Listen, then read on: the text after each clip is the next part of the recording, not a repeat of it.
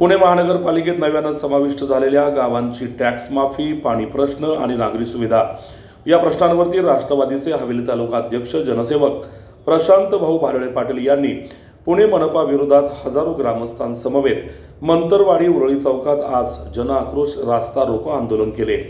यावेळी पुणे महानगरपालिकेत नव्यानं समाविष्ट झालेल्या गावांना पाणी, रस्ते, नागरी सुविधा पुणे मनपानं अद्याप दिलेल्या नाहीत।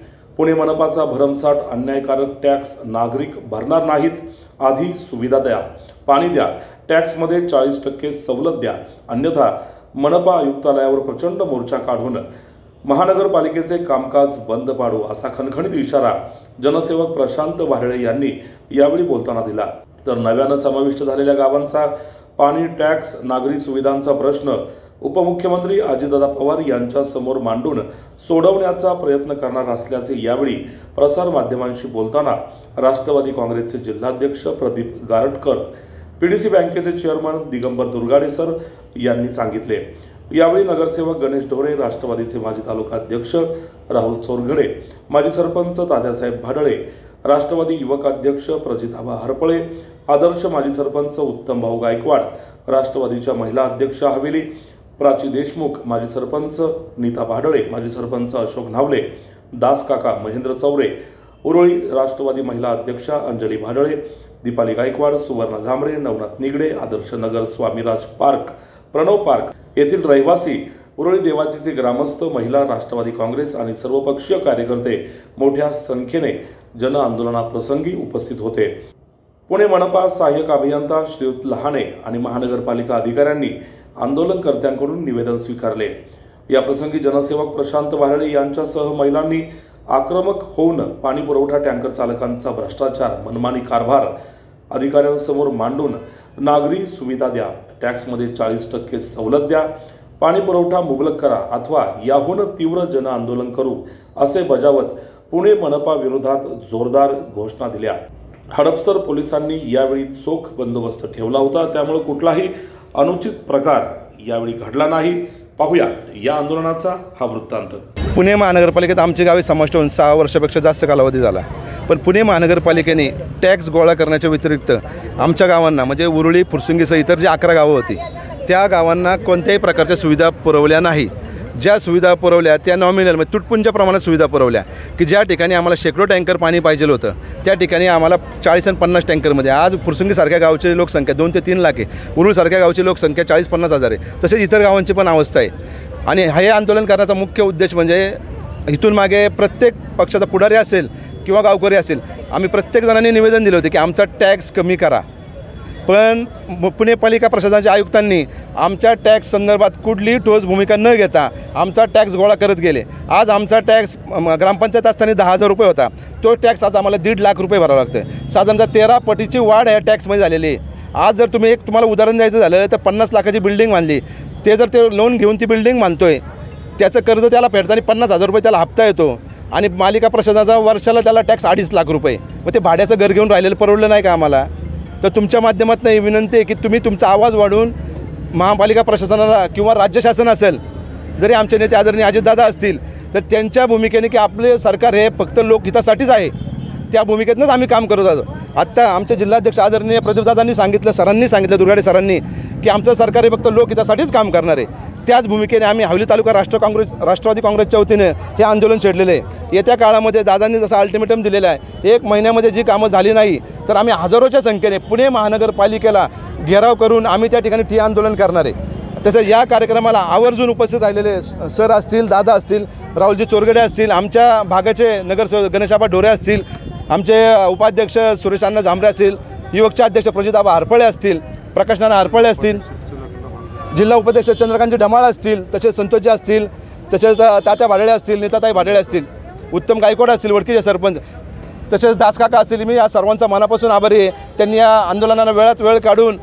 मार्गदर्शन केले व हे आंदोलन मोठ्या प्रमाणात यशस्वी होण्याकरता सपोर्ट केला, त्याबद्दल मी सर्वांचा मनापासून आभारी। अन्यायकारक असलेला टॅक्स आणि एकीकडे पैसे घ्यायचे आणि सगळ्या सुविधांपासून दूर ठेवायचं, हा जो उद्योग आहे हा जेवढं निषेध करावा थोडा आहे। माझं असं म्हणणं आहे की कॉर्पोरेशन कमिशनरला प्रचंड अडचणी असल्या पाहिजेत, त्या अडचणींच्या संदर्भात त्यांनी श्वेतपत्रिका प्रसिद्ध करावी. त्यांना राज्य सरकार मदत करत नाही, केंद्र सरकार मदत करत नाही, नागरिक मदत करत नाहीत का तिथले कॉर्पोरेशनचे अधिकारी मदत करत नाहीत. ते एकदाच खुल्लं होऊ द्या. ते नवीन PMRDA केली आहे, ते PMRDA अडचणी करतात, वरचे प्रशासकीय अधिकारी अडचणी करतात. नेमकं घडतंय तरी काय हे सर्वसामान्य लोकांना कळू द्या. त्यामुळं मी या निमित्तानं एक आवाहन करू इच्छितो कमिशनर साहेबांना की या प्रश्नावरती त्यांनी एक श्वेतपत्रिका प्रसिद्ध करावी. कामं तर होतच नाहीत अशी ना तशी. एक श्वेतपत्रिका प्रसिद्ध करून तुमच्या अडचणी आमच्यासमोर ठेवा. नाहीतर तुमच्या इतक्या अडचणी असून आम्ही उगीच तुमच्या दारात येऊन ओरडण्यात आम्हाला सुद्धा काही वेळ नाही आहे आम्हाला सुद्धा.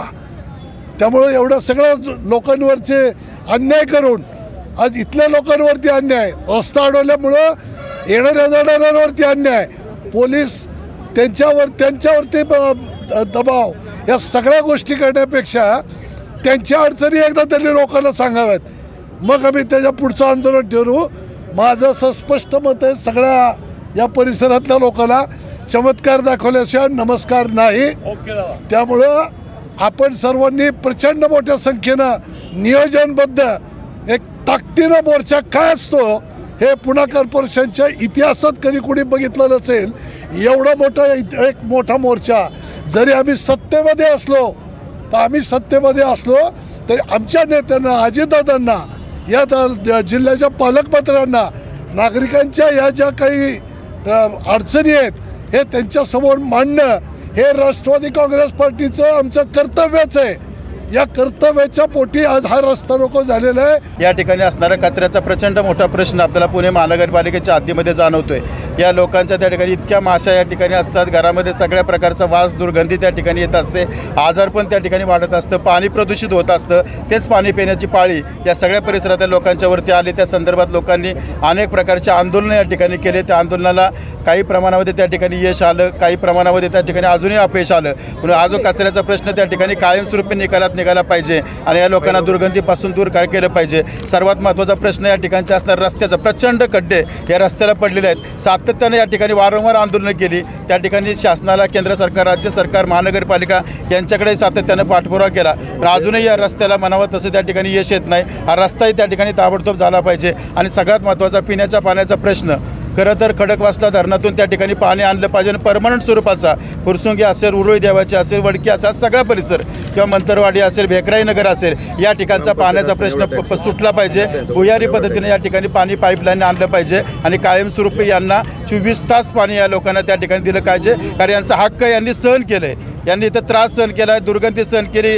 या ठिकाणच्या ज्यांच्या जमिनी या ठिकाणी गेलेल्या आहेत आणि सतत या ठिकाणी रस्त्याचं ट्रॅफिक जाम होतं. सगळ्या प्रकारच्या अडचणीला तोंड देणारी ही लोक आहेत. म्हणून पाण्याचा प्रश्न असेल, टॅक्सचा सगळ्यात महत्त्वाचा प्रश्न. या ठिकाणी ज्यावेळेस ग्रामपंचायत होती त्यावेळेस महानगरपालिकेचा अतिरिक्त टॅक्स या ठिकाणी लावून कंबरडं मोडण्याचं काम या लोकांचं त्या ठिकाणी केलं आहे. त्यामुळे त्यांना अतिशय वाजवी आणि कमीत कमी अशा प्रकारचा टॅक्स या लोकांना लावला पाहिजे. रस्ता त्या ठिकाणी नीट केला पाहिजे आणि कचऱ्याचा प्रश्न आहे तो कायमस्वरूपी विल्हेवाट लावली पाहिजे. अशा प्रकारची मागणी हवेली तालुका राष्ट्रवादी काँग्रेस पक्षाच्या वतीनं आमच्या अध्यक्ष प्रदीपदादा गारटकर आणि सगळेच प्रशांत बाडळे अध्यक्ष या ठिकाणी आहेत. त्याचप्रमाणे आमचे हरपळे युवक अध्यक्ष त्या ठिकाणी आहेत, महिला अध्यक्ष आहेत आणि सगळेच आम्ही कार्यकर्ते आहेत. गणेश आबा डोरे या ठिकाणचे नगरसेवक आहेत, राहुल या ठिकाणी आहे किंवा देशमुखताई या ठिकाणी आहेत, राहुल चोरगडे आहे, उत्तम बापू धुमाळे आहेत, तात्या बाडळे आहेत, भगवानराव सगळेच या ठिकाणी उपस्थित आहेत. सगळ्याच्या नीताताई बाडळे आहेत. आम्ही सगळेजण मागणी करतोय ताबडतोब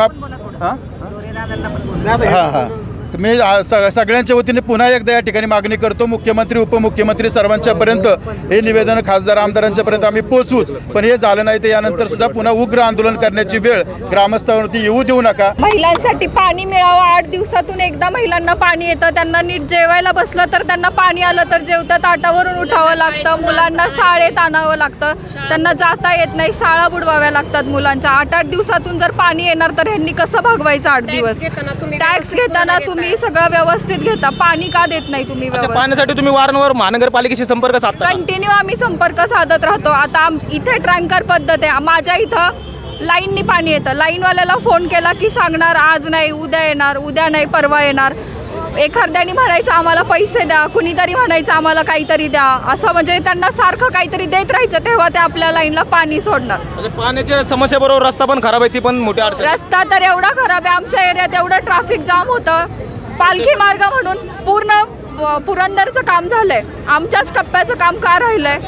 इतके खड्डे, 2 दिवसाला ॲक्सिडेंट होतात, काही तर जीवानिशी जातात. त्याचं काय करावं? महानगरपालिकेने ह्याचं उत्तर द्यावं. उत्तरच येत नाही सर. पुढं बघतो, पुढच्यांना सांगतो ह्या अधिकाऱ्यांचा नंबर घ्या, त्या अधिकाऱ्यांचा नंबर घ्या, ह्यांच्याशी कॉन्टॅक्ट करा, एवढंच आम्हाला सांगण्यात येतं. त्यांच्याशी फॉलोअपमध्ये राहा, तरी पण आम्हाला येत नाही ते फॉलोअप त्यांचं व्यवस्थित. साधं लाईटचं बल्ब जरी लावायचा म्हटलं तरी 8 दिवस आम्हाला उत्तर येत नाही. 8 दिवसांनी सांगतात बल्ब संपलेत, गाडी इकडं गेली आहे, तिकडं गेली आहे. 8 ते 10 दिवसांनी आमच्या लाईनीत बल्ब लागतो. काय करणार याचं?